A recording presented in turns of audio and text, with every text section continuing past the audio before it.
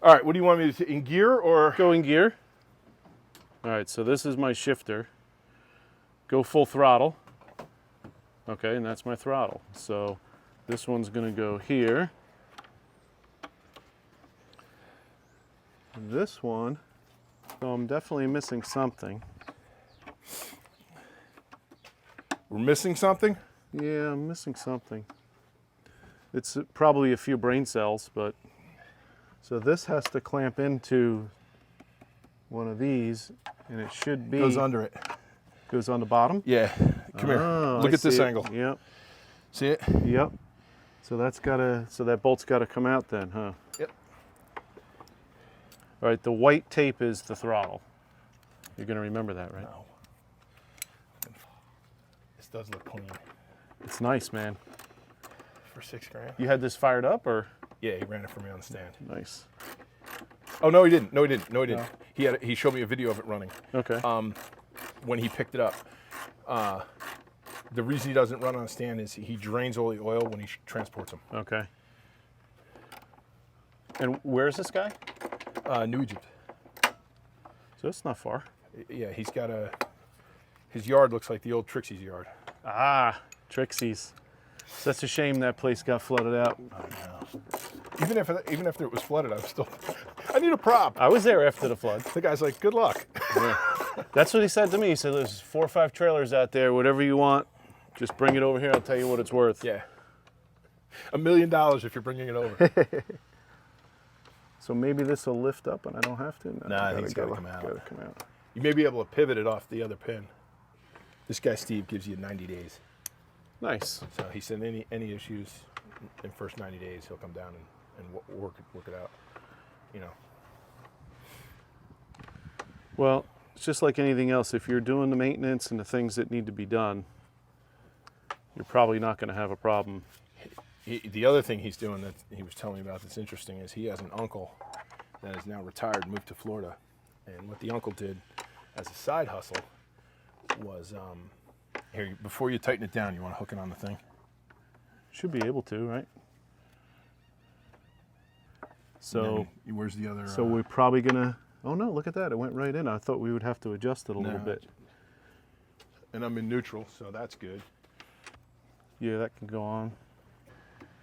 Yeah, so winter time, before I sell it, I guess I'll run the fuel lines for now. Screw it. Well, it's always good to advertise with new things, you know? Well, I'm going to do the main fuel tank. Are you? Yeah. Because honestly, I thought that was done at one point. It may have been done at one point, but I pressure tested it. It looks solid, but I don't know. Yeah. I don't know how old it is. It's at least 12 years old since I've had the boat. Right. So, and honestly, that's the first thing they ask. How old's a fuel tank? Yeah. What's the fuel tank situation? If it hasn't been sitting for that time, it shouldn't be a problem. No, but don't they kind of corrode from the outside in? Is it aluminum tank? Yeah. 12 years isn't that bad. That's how long I know it's been on the boat. Right. So it could be, listen, Keith, it could be the original tank. True. It's a 77, this boat? 1978.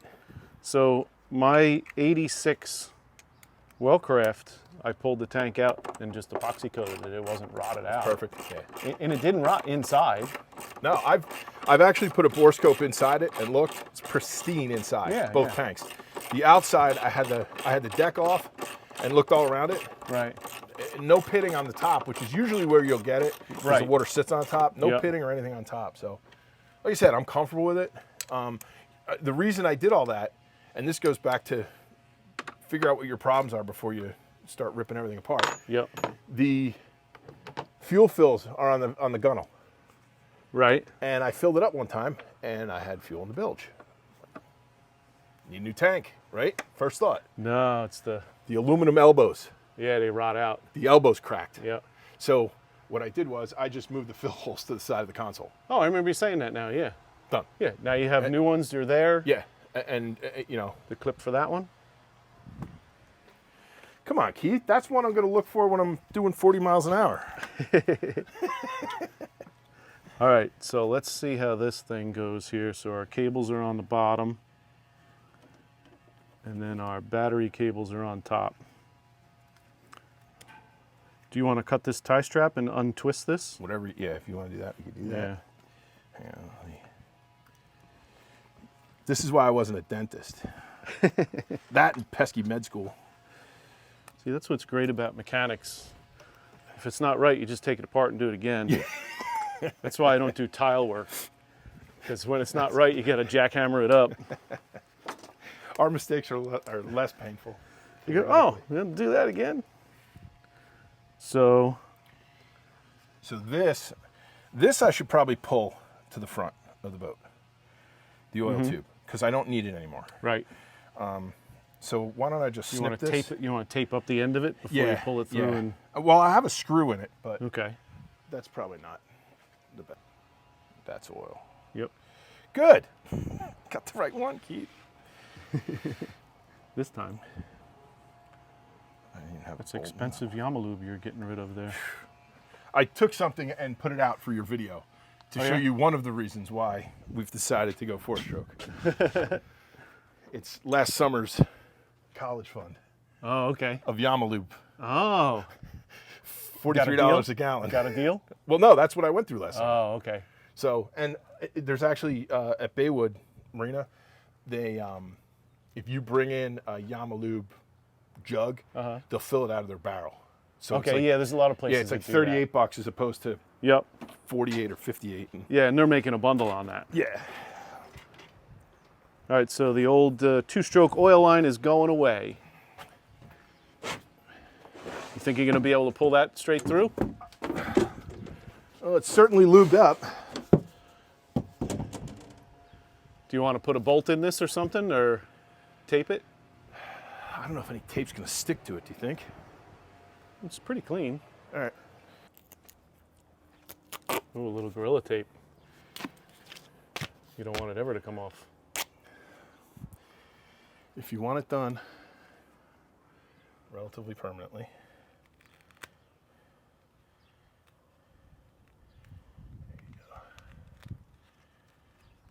Is that, let's break this off because I don't want it to bind as you're trying to pull it through. So here, use that little piece to make a bullet out of this. You know what I mean? Mm-hmm. There you go. That it? Okay. Piece of cake. So we'll take a look at where we're at so far. We hooked up our throttle and shifter cables in here. You can see how they connect. Then we're going to connect our 10-pin connector, which is the same from the 2-stroke to the 4-stroke, which is nice. And our nice Yamaha battery cables. These Yamaha battery cables last a long time and they're very well sealed. And then we have a few other, this was from an old oil tank and some other sensors, so we're going to go through these and make sure these are needed as well. All right, so that's removed. Right, so we got this plug here. And this one is plugged off. It's not being used. So that might be for like a NEMA cable or something like that. Well, it looks like the same plug as this. Nope. There's only 3 plugs. So it looks like this one. Let's see the colors of the wires too.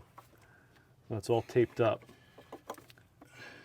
So there's your 10-pin, and what is that? It's only 2. So we've got 4 on this. We might not need that many because this also does your oil tank. Okay. One of these goes to your oil tank, which has the float sensor in it. So that's probably that one. And it also sends power to the pump, and I think blue is power to your pump. So I don't think this one's being used. Okay. This one may be your gauges. So this may go on here for our gauges. Yeah, that's not blocked off, is it? Yeah, it just has a plug in it, right? I wonder why that would be blocked off. Well, I bet you the 4-stroke has a different harness that plugs in somewhere or it's right off the 10-pin, it may have everything. You know, that goes to a common gauge. That could be a gauge and an ignition cluster together. What are you saying? Not the same colors. So do we deadhead that one 4-prong? I don't want to plug anything in that doesn't might match perfectly. Yeah. So let's start with the 10-pin and the battery cables and turn it on and see. Okay. And then we can... Yeah, because like you said, this one's only got the the 4, but it would match. Let's just plug it in for now as a test. Gotcha. And let's get the battery cables connected and see what, it's probably a 12 millimeter for the, you know, my dad said if it was, my head wasn't attached, I'd forget it. My dad told me similar things. He also said if it was a snake, it would have bit you. So we have to drill that out, Keith? Yeah. The OX66 is like a 10 millimeter bolt. I was trying not to drop that washer, but I'm going to say you distracted me. I did. Do you have a pair of vice grips? I do. Because whenever I try and hold it with my hand and do this, pick your poison. it goes twisty on me. I am sweating like Mike Tyson in court. Always wear safety glasses when you do Yes. this. Good thing we're pointing that out now. Yep. You're a bad influence, Bill. Hi, I'm after the fact. Nice to meet you. They call me One-Eyed Bill now. Don't be like me.